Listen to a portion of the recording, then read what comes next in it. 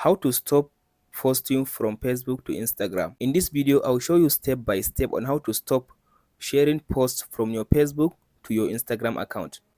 After you open your Facebook, now tap on this menu at the top right side.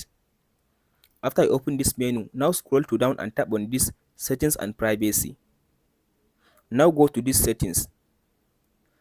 After you open setting, now scroll to down and tap on this see more in account center.